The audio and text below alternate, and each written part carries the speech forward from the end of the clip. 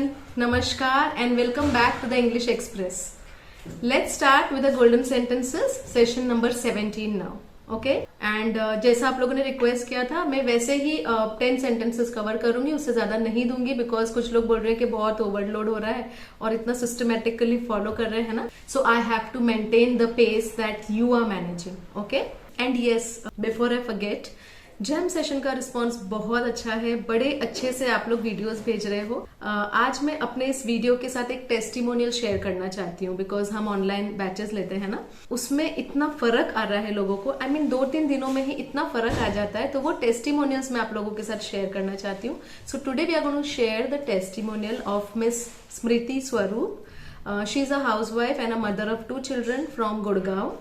And मुझे join करने से पहले उनके बहुत सारे सवाल थे and she was thinking whether to join and then finally she joined and she is doing great work. In fact वो मेरे बैच के कोऑर्डिनेटर भी है अभी, जो ongoing बैच है, और I am sure that one day she will also be a trainer in one of my classes. So meet Smriti Swaroop. Hi everyone, I am Smriti Swaroop. I am here to tell this that it was my great decision that I have joined Seema ma'am's classes. In her YouTube videos, she always expressed that she is here not only to teach English, but it is her great desire that English becomes the part of her trainee's personality. And I really experienced this when I joined her classes. During her sessions, she always emphasized on speaking English with gestures. And now English become a part of our personality. So thank you so much Seema ma'am for everything. And henceforth every video will have one testimonial. So wait and watch how beautifully the people have improved and have shared their emotions through this video. So now without wasting time, let's continue with the golden sentences because बहुत sincerely सभी audience उसको लिख रहे हैं and they have told me that Neena, Aditya, there is Adarsh, ये सारे बच्चे हैं, श्रीधात्री एंड स्मृति, कुसुम, श्वेता, ये सारे लोग ना इतने प्यारे प्यारे बच्चे हैं जो लिख रहे हैं सेंटेंसेस को and they want me to go slow. Okay, so will go with 10 sentences in one video. Yeah, so let's begin. So the first sentence for today is have a nice day. So when you say have a nice day, it is a very common phrase, right? You have been using day in day out, हम use करते रहते हैं ना, तो have a nice day is a common statement, but हम इसको practice में नहीं लाते हैं, तो आप इसे practice में लाना शुरू कर दें. So the next golden sentence is don't deny now. Don't deny now means अब इनकार मत करो, अब मना मत करो. So what happens is, suppose 2 friends हैं, वो प्रोजेक्ट साथ में कर रहे हैं, तो उस प्रोजेक्ट में एंड टाइम पे अगर एक फ्रेंड मना कर देती है कि मैं तुम्हारे साथ प्रोजेक्ट नहीं करूंगी, so you can say don't deny now. At the 11th hour you are denying. 11th hour एक फ्रेज है, या so it's don't deny now. So these are phrases which are situational और स्पेसिफिक सिचुएशंस पे आप उन्हें use कर सकते हो, right. So the next sentence is now means now. ये हम अक्सर ऐसे यूज करते हैं जब हमने अपने बच्चे को या किसी को काम दिया और वो वहां से उठे नहीं, वो काम नहीं कर रहे हैं, तो हम लोग बोलते हैं ना, I want this work done. Now means now, अभी मतलब अभी ही करना है, उठो और जाओ करो. फॉर एग्जाम्पल मैंने पानी मांगा, बेटा पानी ला दो, एंड वो बिजी अपना कुछ करने में, या तो ड्राइंग कर रहा है या something, so these are all examples where you can use this now means now. Okay, the next beautiful golden sentence is don't lose heart. Okay, don't lose heart means दिल छोटा मत करो. फॉर एग्जाम्पल आपका कुछ सामान खो गया, या किसी ने आपको कुछ बोल दिया, या टीचर ने क्लास में डांट दिया, and then you are very upset and you start crying. तब आप बोल सकते हो डोंट लूज हार्ट, ये सब होता रहता है, इट्स ओके, इसमें दिल छोटा क्या करना, इसमें दुखी क्या होना, this is part of life, normal है. So this is your third golden sentence. The fourth golden sentence is this is part of life. Okay?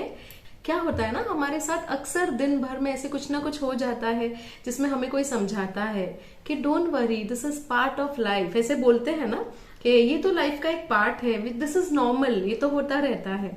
तो उसी तरह यहाँ पे आपको यूज करना है this is a part of life. I mean ये नॉर्मल है, सबके साथ होता है, right. Next one is what is that. Suppose आपका बेटा स्कूल से आया और उसके बैग में से कुछ निकाला, तो I very surprisingly ask him what's that, वो क्या है, एंड देन ही टेल्स कि ये आज हमारा प्रोग्राम था तो हम लोग को ये गिफ्ट मिला है, या वॉट एवर इट इज। तो ऐसे आप अलग अलग सिचुएशन पे यूज कर सकते हो। व्हाट इज दैट, ये क्या है।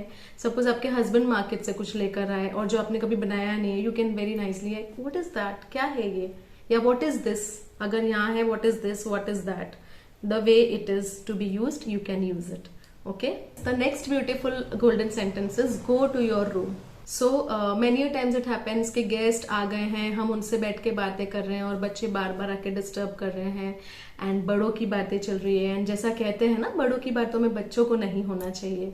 सो in that case you can say go to your room, go sit in your room, study और what, go and sleep, go in your room. So आज का ये गोल्डन सेंटेंस से go to your room.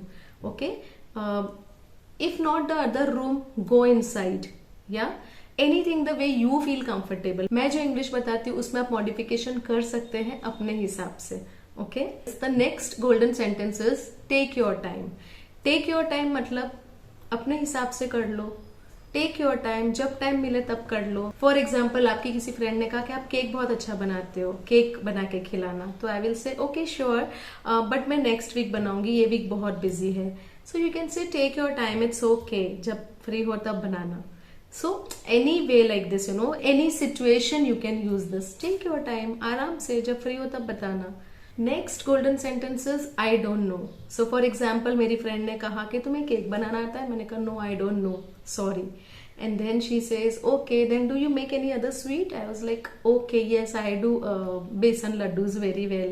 So she will say, okay, बनाओगी? So I'll say this week is busy, I can do it next week. So she will say that, okay, take your time. तो हो गया ना वो पूरे situation में adjust. Next one is tell me the truth. Tell me the truth is a very genuine statement which you usually ask your children, right, और your students. For example, आप teacher हो और आपके स्टूडेंट्स ने homework नहीं किया है, तो आप बोलोगे tell me the truth, why you didn't do it, क्योंकि आप उनको पनिश करो और तुम्हें पता चले बाद में कि कुछ जेन्युइन रीजन था, तो you'll feel bad, right. So you always try to ask, tell me the truth. So tell me the truth is one statement which can be used on and off, यानी कई बार, anytime. Next is always be honest. ये आप अपने बच्चों को, अपने students को, सबको बोल सकते हैं, always be honest. Tell me the truth, तो ये कनेक्टिंग सेंटेंसेस है, राइट। सपोज आपका बेटा बाहर झगड़ के आया गार्डन में और यहाँ आके बोल रहा है मम्मा वो दिव्यांश के साथ झगड़ा हो गया, तो मैं गर्व को बोलूंगी, Garv tell me the truth, be honest.